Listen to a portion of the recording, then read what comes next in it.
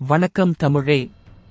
இன்று நாம் பார்க்கப் போவது வேலூர் மாவட்டம் காட்பாடிக்கு அருகே இயற்கையின் அழகும் தெய்வீகமும் ஒருங்கே சங்கமித்திருக்கும் முருகப்பெருமானின் காதல் கதை நடந்த இடமான வள்ளிமலை சுப்பிரமணிய சுவாமி திருக்கோயிலை பற்றித்தான்.